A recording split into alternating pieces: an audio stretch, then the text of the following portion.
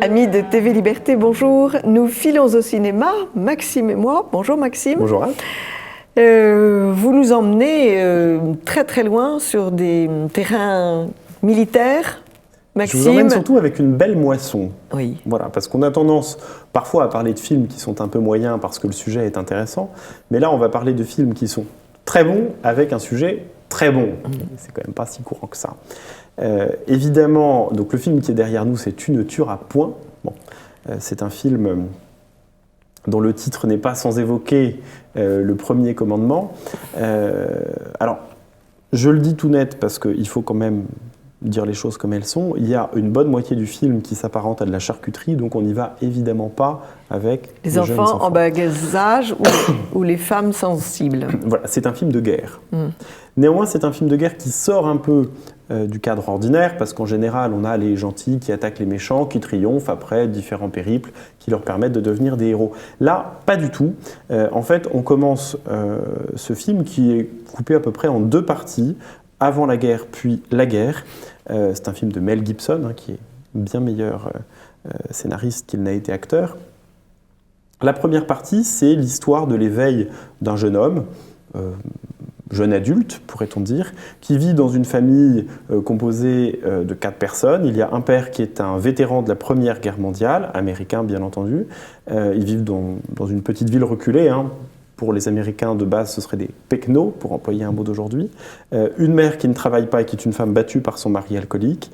Et un autre frère qui, lui, s'engage dans l'armée. Et le frère qu'on suit est marqué, on le voit au début du film, par une espèce de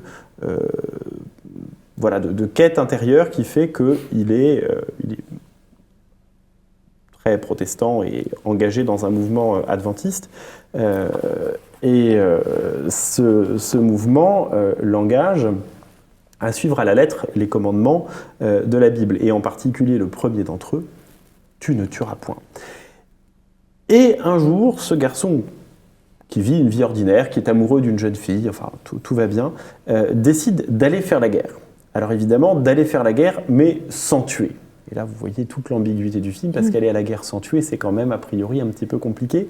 Et il décide de devenir infirmier. Mais pour ça, il est obligé de suivre au préalable une formation. Donc là, on arrive au temps 2 du film, qui est le moment de la formation et le rejet, en fait, purement et simplement, de l'armée tout entière et de ses copains de chambrée. Des autres de ce personnage. Qui ne veulent pas de lui parce qu'ils le voient comme un traître, comme un fou. Comme quelqu'un qui ne sera pas une personne de confiance au combat. Et donc là, il va y avoir une série d'épreuves. Est-ce qu'on peut dire que c'est un objecteur de conscience ? Oui et non, parce que c'est un objecteur de conscience au sens où il refuse de tuer, oui. Mais ça n'est pas un objecteur de conscience au sens où il veut servir son pays. Oui. Et il est sur le terrain. Lui-même, parce que tout ça va le conduire au tribunal militaire, il dit « Je travaille pour une entreprise de la défense, j'aurais pu ne pas y aller. Oui. J'ai choisi de m'engager volontairement. » Donc ça n'est pas du tout la même chose, parce que je veux servir mon pays pour être fier de moi, pour que ma famille soit fière de moi et pour pouvoir regarder celle que j'aime dans les yeux. Donc c'est quand même un engagement sincère. Le patriotisme américain est là.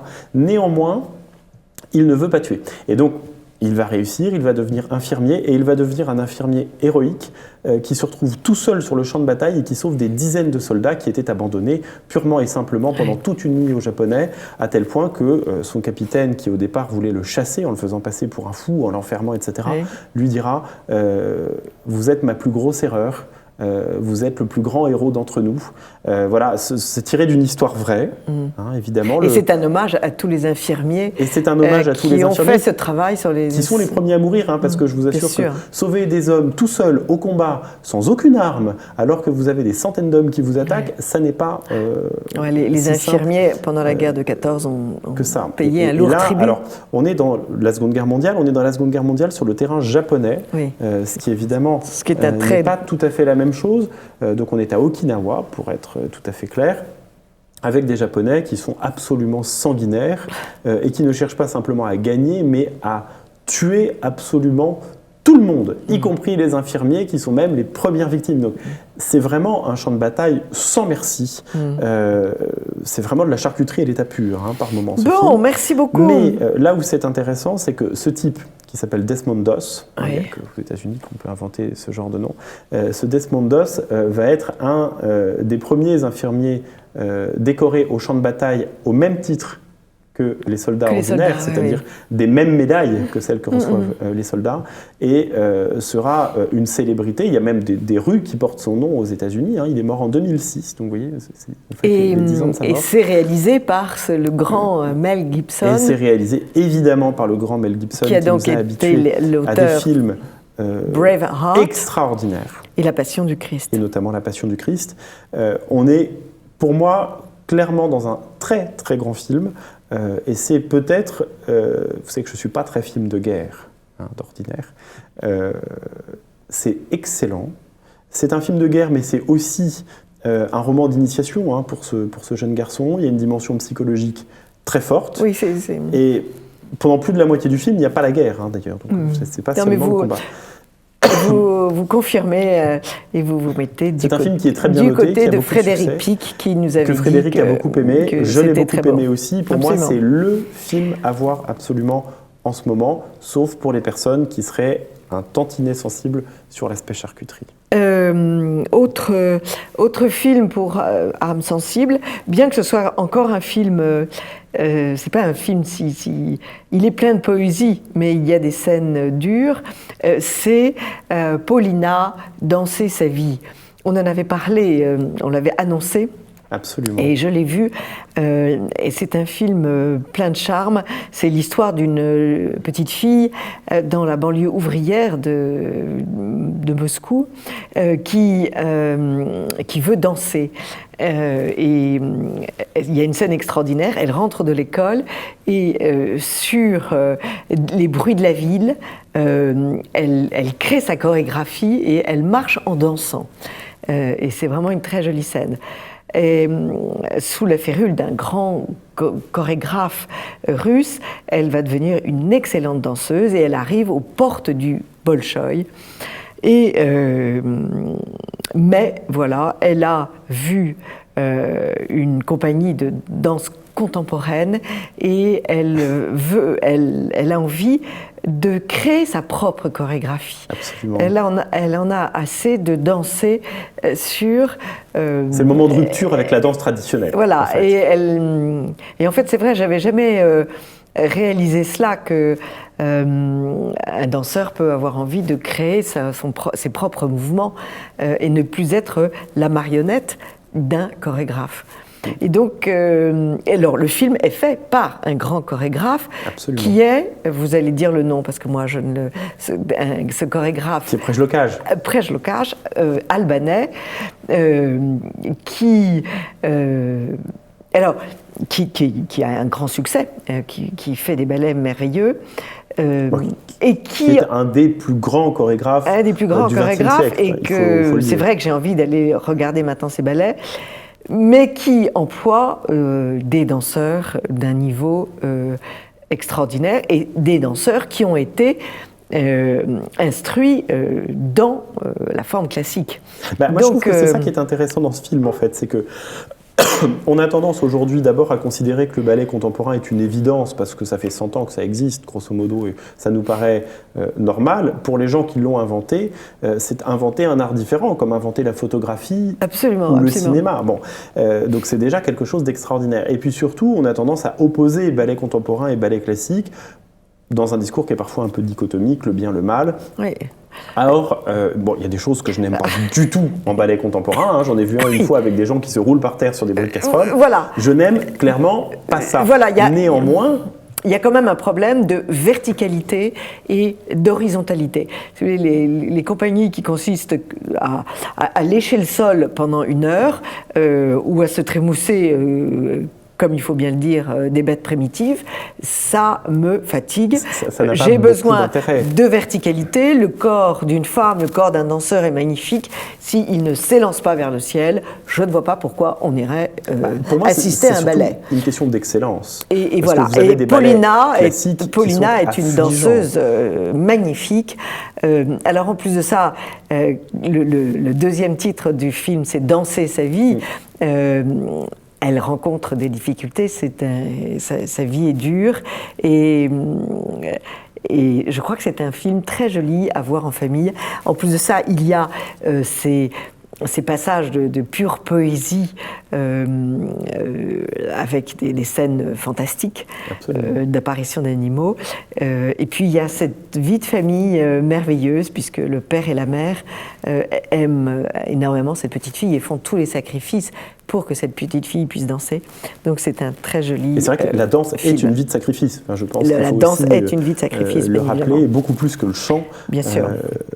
Le chant aussi, les grandes cantatrices sont des femmes qui... Oui, mais qui ont une carrière plus longue, qui gagnent en général mieux leur vie aussi, et qui ont une reconversion Elles ont des plus carrières plus longues, mais elles doivent tout de même tout orienter sur le chant. Vous savez, avant un concert, vous ne pouvez ni parler, ni manger, ni boire. À peine boire. Certains chanteurs, dont nous ne citerons pas le nom, vraiment... soient des habitués de la boisson et qu'on en voit certaines fois les stigmates sur scène. C'est très... Ce sont des vies de sacrifice. L'art demande des sacrifices. Troisième film, Les Animaux Fantastiques. Les Animaux Fantastiques. Alors, Les Animaux Fantastiques, ça vient de sortir. C'est un film qui remplit pour l'instant les salles parisiennes. Oui, il a beaucoup de succès. Toutes salles confondues. Oui.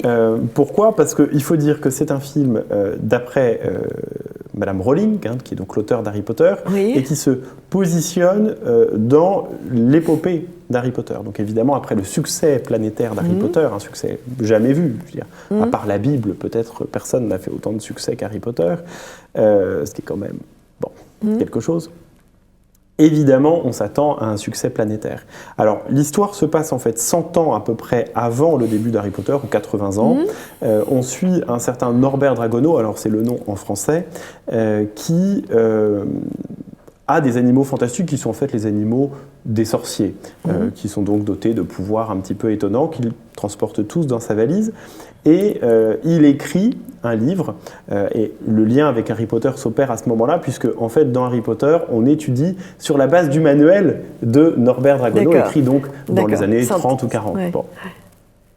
Et on suit donc la vie de ce Norbert qui a manifestement 25, 30, 35 ans, peut-être, son âge n'est pas tout à fait défini, et qui est donc le spécialiste de ces animaux fantastiques qu'il connaît par cœur, il en connaît les propriétés, il en connaît Mais c'est un dessin animé ou c'est un... Non, pas du tout, c'est un vrai film, qui se passe donc dans le New York des années 30, et dans ce New York des années 30, on va suivre les aventures de Norbert Dragono, qui est confronté évidemment à un problème comme tout épisode presque d'Harry Potter, où il y a un méchant sorcier qui, un peu malgré lui, est en train de détruire la ville de New York. Et donc, grâce à Norbert Dragono, le monde des sorciers locaux va réussir à s'en sortir. Et de ces animaux fantastiques.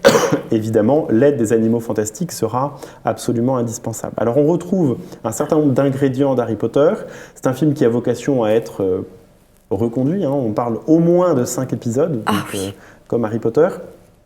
On retrouve donc l'affrontement entre le monde des sorciers et le monde des non-sorciers. On retrouve les affrontements entre sorciers, entre bons, entre mauvais, entre aussi satire sociale, parce que dans Harry Potter, il y a cette satire sociale. On retrouve une satire aussi du monde, alors là, qui n'est plus le monde de notre époque, mais le monde des années 30, qui est finalement pas si éloigné que ça. Même dans la façon dont c'est filmé, dans l'organisation générale du film. Par exemple, vous savez que dans les Harry Potter, chaque film a une couleur. Un peu plus bleu, un peu plus jaune, un peu plus... Là, on a une couleur qui n'est pas du tout l'image glorifiée des années 30. On est dans des couleurs très ternes, très orangées, jaunes, de cette ville de New York qui, franchement, ne fait pas rêver. Qui est un monde très dur, très brut. On peut le comparer aussi au monde d'Harry Potter, qui est un monde anglais, élégant, qui se tient. Là, on a un monde beaucoup plus dur, beaucoup plus masculin. On a une présidente des sorciers, donc tout ça s'insère aussi dans un modèle américain. On sent qu'on a voulu dupliquer le modèle. Et puis, on a évidemment... toute la trame générale du film est faite un peu sur le modèle d'Harry Potter. Pour moi, c'est quand même inférieur à ce qu'on a dans Harry Potter pour 2 ou 3 raisons principales. D'abord, Harry Potter, c'est un roman d'initiation. Là, on n'est pas vraiment dans le roman d'initiation puisqu'on n'a pas un enfant, mais un adulte. Donc, la découverte du monde est évidemment bien différente. Ensuite, dans Harry Potter, on a un affrontement assez permanent entre le monde humain et le monde des sorciers, mais qui est vu au travers du regard d'un enfant et avec des éléments de continuité qui sont quand même un peu plus sincères. Là, on sent qu'on a essayé de ramener de force, si vous voulez, l'élément humain normal à travers un monsieur qu'on croise un petit peu par hasard à la banque et qui finit par être projeté dans le monde des sorciers, qui est un brave homme qui veut être boulanger, qui est un homme peut-être d'une 40aine d'années, un gros moustachu assez ordinaire. Mais finalement, pour moi, ça accroche moins, l'aventure est moins sincère, moins puissante que dans Harry Potter. Et je trouve que l'univers qui est défini ici est beaucoup moins puissant que l'univers du Poudlard d'Harry Potter, avec ses sorciers, avec ses mystères. J'ai une autre explication, Maxime, c'est qu'entre-temps, entre le premier Harry Potter et les Animaux Fantastiques, vous avez un peu vieilli peut-être. Donc le charme opère moins. Il est possible que j'ai un peu vieilli, mais je pense que le film lui-même ne rencontrera pas un succès aussi puissant en tout cas, ça marche bien, que celui d'Harry Potter. Il marche très bien. Ça marche et c'est un bon film. Ça n'est pas aussi bon. Je voudrais terminer cette émission en évoquant un très beau film qui vient de passer... Est-ce que vous me permettez avant de redire un mot de Tu ne tueras point, ma chère Anne, parce que on ne l'a pas dit, mais le nom anglais c'est Hawkshaw Ridge, qui est donc un nom de guerre. Le titre français, pour une fois, est un titre issu de la Bible, Tu ne tueras pas. C'est pas le titre original. Et je trouve que c'est suffisamment rare qu'un titre en français fasse sens plus que un titre américain. Et surtout qu'il s'engage dans une dimension religieuse clairement affirmée dans le film, ce qui, là encore, n'est pas si souvent le cas que ça. Et je pense que ça méritait qu'on en dise un mot. Vous avez absolument raison. Alors moi, je voulais évoquer un film que l'on peut acheter en DVD et regarder en famille avec des grands, qui est Fanny et Alexandre de Ingmar Bergman. Je ne l'avais pas vu en son temps, il était très long et voilà, mais c'est un film absolument étonnant qui est à rapprocher, je trouve, du Festin de Babette. Vous vous souvenez du thème du Festin de Babette? C'est une bonne cuisinière française qui rétablit la vie et le bonheur dans un groupe de petits vieux, je ne sais pas s'ils sont luthériens ou calvinistes, mais enfin en tout cas, ils ne sont pas très heureux. Et Babette leur présente un festin qui va les détendre et les rendre un petit peu plus heureux. Et bien là, nous sommes un soir de Noël dans une grande famille, la famille d'un directeur de théâtre d'une grande ville de Suède.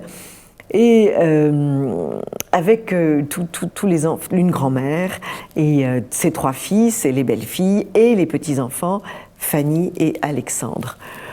Et c'est une espèce de célébration de la famille, de l'amour familial, avec quelques excès, puisque l'un des fils est tout de même... L'un est porté sur la boisson, le deuxième est porté sur le sexe, et non content de satisfaire sa femme, qui trouve son bonheur, il va voir chaque nuit la petite soubrette, la nounou des enfants. Ce qui est un classique. Ce qui est un classique, mais alors là, c'est présenté dans un aspect, dans un côté complètement immoral, puisque la soubrette va avoir son bébé et que le bébé sera accueilli dans la famille, ce qui est bien normal, mais enfin, on se dit... Ce qui est bien normal, ça n'était pas forcément tant que ça dans une société qui est celle non, je veux dire, c'est normal humainement, mais est-ce que c'est normal que le père de famille s'occupe de la soubrette toutes les nuits? Ça pose quand même quelques questions. Oui, donc c'est pour ça que je dis qu'il faut le voir avec quelques grands enfants. La question du rapport entre enfant légitime et enfant naturel, qui très longtemps dans notre pays a été traitée comme une question qu'on met de côté et qu'on refuse de voir. Mais le personnage principal est donc la femme du directeur de théâtre qui va devenir veuve et à qui va arriver une aventure étonnante et douloureuse. Je n'en dis pas plus, mais c'est remarquablement filmé. Les personnages sont tous passionnants. C'est une espèce de célébration de la tradition suédoise, la tradition des Noëls suédois. Et ce côté merveilleux de la tribu qui se réunit en acceptant les travers des uns et des autres. Qui s'aiment quand même. Et qui s'aiment quand même, malgré tout. Je note cette formule qu'a employée un curé que je connais bien, qui disait « Aimer l'autre, c'est le voir tel qu'il est et l'aimer quand même ». Oui, c'est exactement ça, Maxime. Alors, nous résumons. Vous allez voir « Tu ne tueras point ». Paulina, les animaux fantastiques. Peut-être avec des jeunes. Avec des jeunes. Et donc Fanny et Alexandre, si vous le trouvez en DVD, parce que je crois que vraiment, c'est long, c'est 2h30, mais on ne s'ennuie strictement jamais. Merci beaucoup, Maxime. Merci, Anne. À la semaine prochaine. À très vite pour une autre chronique de Perles de Culture.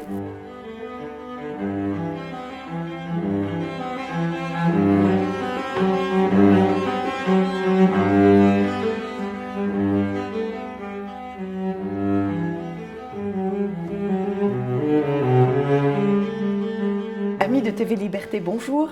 Pour cette rubrique « Je lis, donc je suis », nous avons invité Angélique Lachaume. Bonjour. Bonjour Anne. Vous étiez venue nous présenter vos beaux poèmes par la plume et l'épée. C'est un poème en l'honneur de la France, vos propres poèmes. Et puis, vous nous aviez présenté aussi une anthologie, les poèmes de Fresne de Robert Brasiliac, avec une très jolie préface, et c'était édité aux éditions des Cimes. Tout à fait. Et j'ai donc eu envie de faire appel à vous pour inviter les téléspectateurs à lire les romans, cette fois de Robert Brasiliac, qui sont réédités aux éditions Pardès. Les éditions Pardès, cette très bonne maison d'édition qui publie ces petits « Qui suis-je » en rappel de cette grande édition les « Que sais-je » et là, c'est « Qui suis-je » et ce sont des petites biographies très importantes d'écrivains moins connus ou très connus et qui permettent une initiation à une œuvre. Et c'est fait par des très bons spécialistes et c'est très intéressant à lire. Et puis ce sont des tout petits bouquins que vous pouvez mettre... Bouquins dans le métro. Dans le métro, exactement. Alors, le premier livre réédité par les éditions Pardès, c'est donc 6 heures à perdre. Et c'est le dernier roman de Robert Brasiliac et c'est un roman posthume. Il est posthume, oui, Il a été édité après la guerre. Peut-être rappeler aux téléspectateurs pourquoi il est intéressant de lire Brasiliac. C'est un auteur qu'on connaît plus en fait maintenant pour sa poésie, parce que les poèmes de Fresne ont eu un franc succès par rapport à ses romans, malheureusement. Oui, c'est justement l'occasion de rétablir les romans là, mais c'est vrai qu'on connaît davantage les poésies de Brasiliac. C'est un auteur un peu oublié, un peu mal aimé. Il y a pourtant des bons auteurs qui ont écrit à son sujet. J'ai lu récemment thèse universitaire d'un illustre inconnu, je m'excuse d'oublier son nom, qui avait appelé Robert Brasiliac le mal-aimé de la littérature française. Et c'est terriblement juste parce que ses opinions politiques et sa mort pressé et hâté par les décisions politiques ont fait qu'il était un peu noyé. Et c'est dommage de noyer une aussi jolie plume juste pour quelque chose d'aussi vite jugé que le procès qu'il a eu. Mais vous savez ça mieux que moi avec la biographie que vous avez réalisée à son sujet. Il se trouve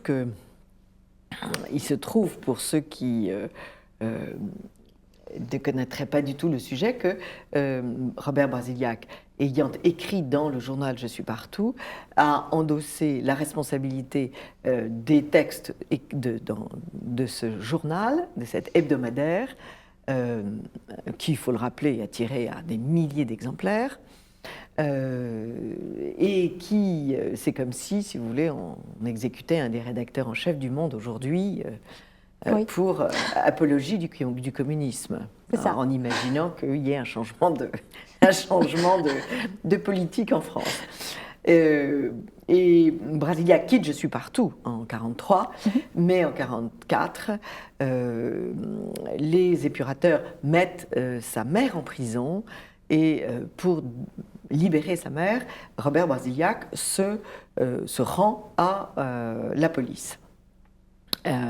Lequel officier de police qu'il reçoit d'ailleurs lui demande de partir par la porte d'à côté, puisque c'était un homme très cultivé. Il connaissait la valeur de Brasillach et je pense qu'il connaissait aussi la violence parisienne de l'époque et la violence de tous ces communistes enragés qui, n'ayant pas tué assez de personnes depuis 1917, voulaient continuer à en éliminer en 1945 à Paris. Et pour continuer le tableau introductif, il faut rappeler que Robert Brasillach, étant grand écrivain, grand critique littéraire, grand essayiste cinématographique, grand critique cinématographique. Grand traducteur, j'y tiens. Grand traducteur, vous avez raison, Angélique Lachaume. Brasillach était aussi donc ce journaliste politique qui est allé à Catinnes et qui a vu les effroyables restes des officiers polonais, des milliers d'officiers polonais exécutés par l'armée soviétique. Or, pendant 50 ans, on a dit que c'était les Allemands qui avaient tué les officiers polonais. Brasillach se rend à Catinnes en 1941 et il constate que mensonge. Le mensonge terrible. Et il fait paraître un essai, le retour de Catinnes. Et donc, il est évident que les soviétiques, qui ont toujours éliminé les témoins de leur malfaisance, pas vu, pas pris comme cela, quand il reste plus de témoins, plus personne ne peut s'exprimer. Donc Brasillach était gênant. Brasillach était gênant et donc Brasillach a très probablement été éliminé sur ordre de l'ambassade soviétique qui, rappelons-le, était toute puissante à Paris, juste après le débarquement. Alors maintenant que nous avons planté le décor, j'en profite pour dire qu'il y a un livre qui vient d'être réédité et que vous pourrez lire aussi avec beaucoup d'intérêt parce qu'il plante le décor de l'époque. C'est le livre du beau-frère de Robert Brasillach qui est Maurice Bardèche et ça s'appelle Nuremberg ou la Terre promise et c'est l'histoire du procès de Nuremberg, procès de l'Allemagne nazie, dans lequel toutes ces choses-là sont évoquées, et c'est publié chez Contre-Culture. Alors, venons-en à la partie plus légère. Littéraire, plus sympathique. Plus littéraire, plus poétique de Brasillach, et qui sont ses romans. Alors, il y a le grand roman connu de tous les gens de l'époque, puisque ça a eu un très joli retentissement, c'est Comme le temps passe. L'inévitable. Inévitable. Il sera réédité chez Pardès très prochainement. là, et deuxième roman très important, Les 7 couleurs, aussi réédité. Magnifique aussi. Magnifique. Qu'est-ce qui vous a plu dans Les 7 couleurs? Déjà, c'est un livre qu'on lit très vite. Alors, c'est sans doute dû au fait du changement de style par chapitre, en fait. Les 7 couleurs, il prend 7 manières différentes pour raconter son histoire. C'est-à-dire le roman, l'épître, la lettre. Je ne saurais pas les dire dans l'ordre, j'avoue. La lettre, non. Voilà. Le mémoire, le souvenir. Oui, à la première personne ou raconté d'un point de vue extérieur. Dit comme ça fait un peu roman d'école. Mais c'est vrai que... Parce qu'on peut étudier tous les styles, mais d'un point de vue plus poétique, c'est un roman du coup qui est extrêmement complet et qu'on lit très vite puisqu'on ne se lasse pas, il n'y a pas de longueur. Si parfois, sur Comme le temps passe, je peux trouver quelques longueurs, parce que c'est vrai que c'est un roman assez conséquent, même si je l'aime beaucoup. Il peut y avoir quelques longueurs qu'on trouve chez tous les grands auteurs, mais dans Les 7 couleurs, pas du tout. Alors, Comme le temps passe, on trouve des longueurs quand on a votre âge. Sans doute. Je l'ai lu à votre âge, il y a bien longtemps, et j'avais trouvé des longueurs. Je l'ai relu dernièrement, parce que je faisais la préface, et je peux vous dire que chaque ligne est précieuse. Je pense que quand on est dans la vingtaine, on préfère ces 3 premiers romans. Non, on est une jeune femme pressée, et donc les digressions, c'est pas possible. Alors, vos préférés? Mes préférés, ce sont ces 3 premiers. C'est dans l'ordre, il me semble, c'est Le voleur d'étincelles, puis L'enfant de la nuit, puis Le marchand d'oiseaux, qu'il a publié, je crois, 1 ou 2 ans d'écart. Ils se sont tous suivis très vite, qui sont beaucoup plus tendres que les autres. Et j'aime beaucoup, il a une espèce de poésie de Paris dedans. Alors le premier, donc Le voleur d'étincelles, il y a très peu du roman qui se passe à Paris, puisqu'ensuite il va retrouver sa chère Méditerranée. Mais il y a quand même une poésie particulière, il n'y a pas de sujet politique en fait, c'est beaucoup plus personnel. Et on ne le connaît pas comme ça en fait. On ne le connaît pas comme ça puisqu'on le connaît davantage sur Les 7 couleurs, sur Comme le temps passe ou sur les poèmes de Fresne, qui sont magnifiques mais plus actuels. Ces personnages sont des personnages très de fantaisie. Oui, alors dans le marchand d'oiseaux surtout, puisque c'est un espèce d'énergumène étrange qui passe sa vie à nourrir les oiseaux. Et je ne peux pas m'empêcher de me dire que Brasillac avait ce petit côté-là, même s'il était très, très ordonné, très méticuleux, très... je pense qu'il y a un peu de lui aussi dans ces personnages un peu plus fantaisistes, en fait. Sûrement. Et c'est quelque chose qu'on voit beaucoup moins dans Les 7 couleurs et dans Comme le temps passe. Et le parc Montsouris? Oui. Ça me fait penser, vous aviez dit dans un article donc, sur 6 heures à perdre, vous parliez justement de cette poésie de Paris, les litanies des stations de métro. C'est quelque chose qu'on n'a pas dans ces grands romans. On les a dans les 3 premiers, les 3 plus petits, dans le dernier qui est à titre posthume. Et c'est quelque chose qui est presque... C'est beaucoup plus léger, alors que c'est un auteur qui est assez grave de manière générale. Et là, c'est beaucoup plus léger, c'est presque un peu comme la vision de Blondin de Paris, vous voyez, c'est très agréable à lire en fait. Brasillac raconte que, puisque 6 heures à perdre, c'est un jeune lieutenant qui rentre en France et passe 6 heures à Paris en 41. Oui. Et pour exaucer le vœu d'un compagnon resté, lui en Allemagne, il retrouve une jeune fille, Marie-Ange, qui est une jeune fille dont la vie a été fracassée, comme beaucoup de gens de cette époque. Il rend très bien l'atmosphère, je ne sais pas, je n'y étais pas, mais je trouve qu'il rend très bien une atmosphère très particulière, justement de Paris sous cette occupation. C'est un peu pesant, mais il n'a pas l'air non plus de trouver ça désagréable, le personnage du roman, parfois. C'est assez curieux comme ambiance qu'il arrive à rendre. Ce qui est étonnant, c'est en effet que... Alors, on est à la fois dans le camp de prisonniers, et c'est là qu'il y a la litanie des stations de métro que se récitent les prisonniers pour ne pas oublier, pour occuper leur soirée, et ce qui correspond à l'expérience de Brasillac, puisqu'il a été prisonnier en Allemagne, puisqu'il il a participé au premier combat en 40, et il a été fait prisonnier. Et donc, ce sont ses expériences de prison. Alors, en effet, une atmosphère... une grande poésie, en effet, par certains endroits, et puis une effroyable violence aussi. Oui. La montée dans le nord, à la frontière belge, pour passer des armes, ou des biens de pas des armes, mais de la contrebande. Oui. De la contrebande.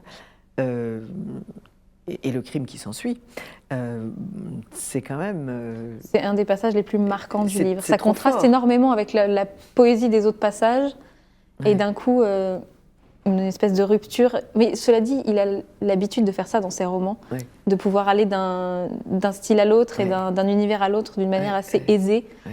Il faut quand même lui reconnaître qu'il a une plume très, très agréable à lire pour ça. Oui, oui. Et il dit d'ailleurs que ce qui m'effraie, c'est l'intolérance des Français les uns vis-à-vis des autres. Il est très effaré. Oui. Je ne saurais pas vraiment dire ça mieux que lui. Je pense que c'est la conclusion, en fait, c'est l'atmosphère, de toute l'atmosphère de 6 heures à perdre. Cette phrase-là, c'est la conclusion qu'on peut tirer. Oui. C'est le mot de la fin. C'est un peu ça aurait pu être la dernière phrase du livre. Ça aurait sonné très juste. Enfin, ça sonne très juste hors contexte aussi, je veux dire. Mais quand on la lit dans l'ouvrage, c'est beaucoup plus. On comprend. Il faut saisir l'atmosphère qui retrace pour comprendre cette phrase-là. Sinon, elle a l'air un peu une phrase un peu populaire dite comme ça. À la va-vite. Et elle prend tout son sens dans le contexte du roman, je trouve. Et puis, il y a cette phrase étonnante, « Il est plus facile de bien mourir que de bien vivre. » Ça, c'est un mot d'ordre qu'il faut se garder toute sa vie, je pense. C'est un peu un défi qu'il lance au lecteur, un avertissement.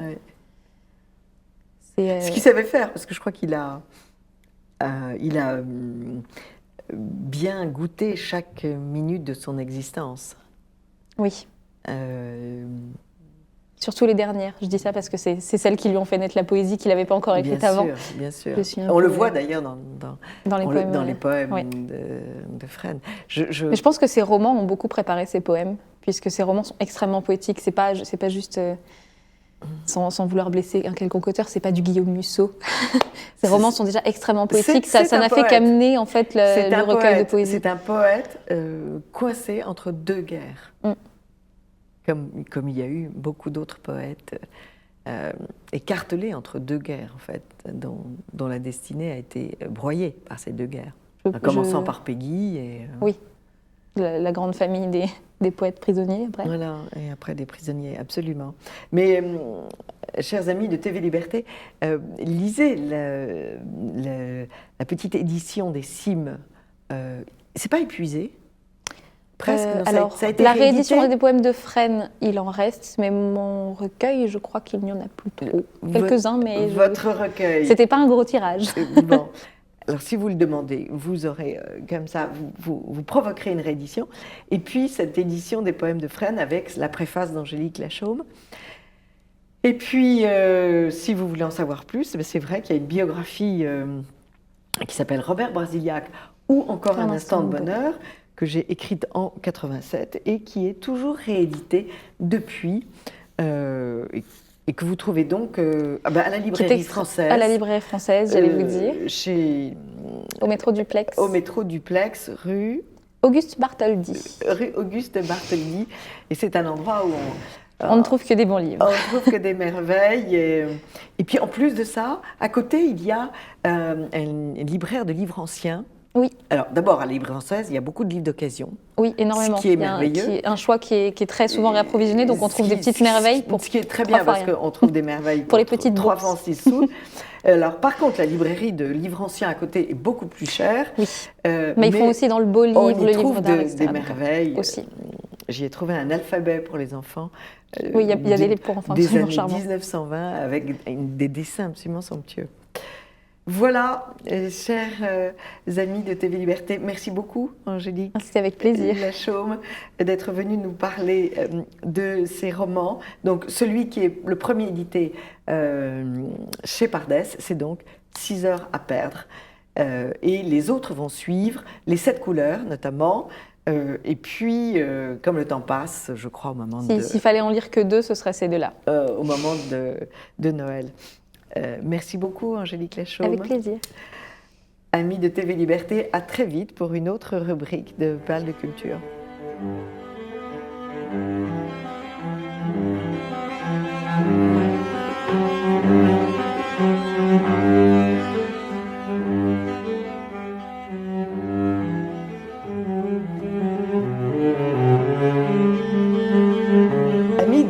Liberté, pour cette rubrique L'art en beauté, nous avons invité une comédienne, danseuse, qui a beaucoup de cordes à son arc, Géraldine Hiller. Bonjour Géraldine. Bonjour Anne.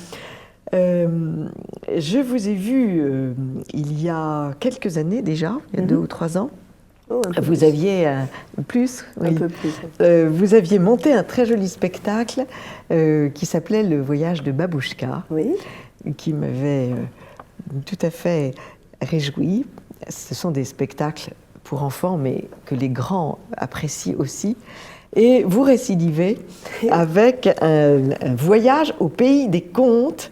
Est-ce que vous pouvez nous évoquer ce voyage, ces contes? Est-ce qu'ils sont encore russes? Eh oui. Ils sont encore russes. Je récidive en Russie. Oui. Donc, alors par rapport au voyage de Babouchka, qui était une création, Oui. là je reprends mot pour mot les contes traditionnels russes, Oui. dont 2 grands phares, l'oiseau de feu Oui. et Vassilissa et la Baba Yaga. Vassilissa, la très belle qu'on revoit régulièrement dans les contes russes. Et Baba Yaga, c'est la fameuse sorcière terrible, avec la maison sur pattes de poule, construite en os de chien, enfin voilà. Et alors, par rapport à Babouchka, nous sommes 2 sur scène. Oui. J'ai un partenaire magnifique. Grégoire Roqueplot. Oui, qui est un très bon comédien, très drôle. D'ailleurs, on passe nos répétitions à rire. Il faut garder notre sérieux quand même. Et puis j'ai développé aussi le côté ombre chinoise. Il y avait je ne sais pas si vous vous souvenez. Oui, si, je me souviens. Voilà. Oui, il y avait une utilisation de la lumière étonnante, oui. Oui, il y avait énormément de jeux de lumière. Oui. Et moi j'avais un bon régisseur aussi, il faut dire. Et donc j'évoquais l'histoire de Mélusine, oui. en ombre chinoise, dans le voyage de Babouchka. Et là, c'est l'oiseau de feu que nous comptons avec des ombres chinoises, inspirées des illustrations de Billy Beane. Donc j'ai vraiment rien inventé. Hein. J'ai tout pris aux Russes. Mais beaucoup de choses ont été faites très belles, donc pourquoi ne pas les utiliser? Voilà, j'avais envie de... Je trouve que ça manque un peu. Enfin, j'aime beaucoup les légendes, les contes, les mythologies celtes. D'ailleurs, on n'avait pas que la Russie. Mais c'est vrai que là, comme j'ai des origines lointaines, mais... Ah, des origines lointaines, voilà. C'était ma seconde question. Ouais. Oui. La Russie est dans vos gènes. Voilà. Et donc là, j'apprends le russe. Et on vous a raconté des histoires quand vous étiez petite? Pas du tout. Non, on m'a rien transmis. Rien. C'est moi qui, en grattant... Mais parce que c'était une grand-mère ou une arrière-grand-mère? Ouais. Ah oui, donc un peu lointain. Vous ne l'avez pas beaucoup connue? Non, pas du tout même. Mais la Russie a toujours résonné en moi et c'est quelque chose qui m'habite. C'est étonnant. Et ces légendes, ces contes, je les trouve merveilleux. Il faut dire qu'elles sont assez enchanteresses. Des belles épopées. Alors, l'oiseau de feu. Oui. Racontez-nous un peu l'oiseau de feu. Alors, c'est un très long conte. On le joue en intégrale. Donc, c'est Ivan, le chevalier, qui doit retrouver la plume d'un oiseau qui vole des pommes d'or dans le jardin de son père. Et alors là, c'est toute une épopée. Il rencontre un loup. Le loup court, d'un bond traverse les monts, d'une foulée franchit les vallées, de la patte dévore l'espace, de la queue efface la trace. Donc ce loup revient, comme ça, il y a une espèce de... c'est comme un chant, enfin c'est du conte, hein. Il y a trois passages. Enfin, voilà, je ne vais pas tout raconter, il faut voir le spectacle. Non, il faut y aller. Voilà. Il faut y aller. Mais il est assez connu. Hein, oui. Voilà. Et là, on raconte vraiment l'intégrale. Alors, ce voyage au pays des contes se donne le jeudi 15 décembre, 10h, 14h, le 16 décembre à 10h, et du lundi 19 au vendredi 23 à 10h30 et à 14h30. Et c'est au centre Mandapa, 6 rue Wurtz, dans le 13e arrondissement. Voilà. Alors, le centre Mandapa, c'est un centre de danse indienne. Oui. Voilà, qui vous accueille. Voilà. Vous, la petite Russe. Et voilà. Oui, d'ailleurs, dans le voyage au pays des contes, je fais des petites danses russes. Voilà. Donc, vous avez aussi développé les danses russes. Bah oui. Ça, c'est... Bah oui. Ça, c'est fantastique. Je prends toute la culture. Et à un moment, justement, l'oiseau de feu, il y a un petit clin d'œil à Stravinsky. Bien sûr. Pendant le conte, on entend la musique de l'oiseau de feu de Stravinsky. Oui. Et après, je danse un extrait. Alors, c'est une chorégraphie personnelle, hein. C'est pas la chorégraphie... Enfin, une des chorégraphies, n'est-ce pas? Vous avez aussi une formation de danseuse? Oui, ouais. Et oui. Donc je peux pas m'empêcher de mettre des danses. D'ailleurs, dans Babouchka, il y avait des danses. Non, voilà. vous ne pouvez pas vous empêcher, ça c'est sûr, une fois. Quoi. Non, non. Voilà, vous me faites penser à ce très joli personnage qui est sur les écrans à l'heure actuelle et qui s'appelle Paulina. C'est cette histoire de cette danseuse russe. Qui arrive aux portes du Bolchoï et qui choisit de partir en France parce qu'elle veut, elle veut essayer de danser des danses contemporaines et surtout créer ses propres chorégraphies. Ce que je fais aussi. Voilà. Je suis chorégraphe. En fait, je suis plus chorégraphe que danseuse. Enfin, je sais plus trop en fait. Voilà. Et alors, le deuxième conte. Oui. Alors, Vassilissa. La très belle, donc avec la Baba Yaga. Donc Vassilissa, c'est un peu Cendrillon russe. Donc elle perd sa maman, elle a une petite poupée magique qu'elle doit garder, que sa mère lui a confiée avant de mourir. Et en fait, ses sœurs, donc son père s'est remarié avec une marâtre épouvantable, et deux sœurs plus odieuses que dans Cendrillon. Voilà. Et en fait, elles vont éteindre tous les feux de la maison. Le feu en Russie, voilà, on peut imaginer que c'est vital. Et elles obligent Vassilissa à partir dans la forêt, chercher du feu chez Baba Yaga, la terrible sorcière ogresse, en prime. Ogresse, bien sûr. Terrible, qui dévore les enfants. Mais, comme dans souvent les personnages féeriques, ils ont toujours leur côté sombre et leur côté aussi féerique, gentil. En fait, la Baba Yaga voit que Vassilissa est une âme généreuse et elle va lui donner le feu et punir les sœurs. Voilà, je raconte tout. C'est fantastique. Non, mais ce que j'aime aussi dans les contes, c'est cette permanence des mêmes thèmes. Oui. Puisque nous avons notre Cendrillon et l'enfant persécuté par sa marâtre. Qui a un cœur généreux, bon, qui est belle, qui est rayonnante. Et les autres qui sont jalouses comme des poux. Voilà. Géraldine Hiller, je crois que je vais vous engager pour TV Liberté et dans une émission pour les enfants parce que vous me semblez trop persuasive et trop pleine de charme. Parce qu'il faut, il faut que vous sachiez, chers amis de TV Liberté, que Géraldine Hiller est par ailleurs une maman de 4 enfants. Ça ne se voit pas parce qu'elle est très très fine, mais voilà. Et donc vous avez, c'est votre compagnie, la compagnie Les Enfants de la Lune? Oui, voilà. Alors comment crée-t-on une compagnie? Bon, on fait une association en fait, je ne suis pas trop... une association de loi 1901, et puis après on passe par des organismes très administratifs pour faire les cachets, et puis on demande la licence entrepreneur spectacle, et après on démarche, on écrit des spectacles, on fait les dossiers, enfin on fait tout. Et alors ce spectacle très joli, vous pouvez le transporter, par exemple, un maire nous écoute à l'est de la France, à l'ouest, il peut vous appeler et vous demander de venir jouer. On l'a déjà fait, on l'a même peut-être plus joué en province qu'à Paris. On l'a joué à Paris sur une péniche, il y a 2 ans. Et on est parti beaucoup dans l'Oise et le Val d'Oise, le jouer. Donc on s'adapte, j'ai un régisseur extraordinaire qui a plein de choses. Vraiment. Et oui, donc ça peut être un spectacle partout dans les préaux, dans les écoles, sur scène, dehors. Enfin, c'est comme Molière, vous vous déplacez. Les tréteaux, et hop. Les tréteaux. Ouais. Non, ça c'est fantastique. Et vous êtes donc vous êtes combien d'acteurs? 2. Hein. Et on a un fabliau du Moyen-Âge aussi, dans ce... Un fabliau du Moyen-Âge. Qui s'appelle, c'est un conte. C'est un conte qui s'appelle Les 3 vœux. On ne sait pas trop l'origine. On n'est pas sûr que ce soit, je pense même pas que ce soit russe. C'est parce que comme le conte Tout l'oiseau de feu, il est assez long. C'est quand même des gros contes. Vassilissa et l'oiseau de feu. Je m'étais dit un petit fabliau pour donner un petit côté un peu rigolo. Voilà. Donc c'est le conte des 3 vœux. Donc c'est l'histoire de ce pauvre bûcheron qui est désespéré dans la forêt, il se lamente, il a mal partout, il a mal au dos, et il dit « Oh, si seulement, je sais pas, il pouvait y avoir quelqu'un qui m'aide, quelqu'un... » Et tout d'un coup, il entend un chant, c'est une fée, qui va lui donner 3 vœux. Donc il rentre chez lui, tout content.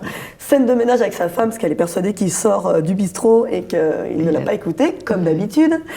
Et en fait, elle entend cette voix aussi. Donc ils sont toutes heureuses, ils ont 3 vœux.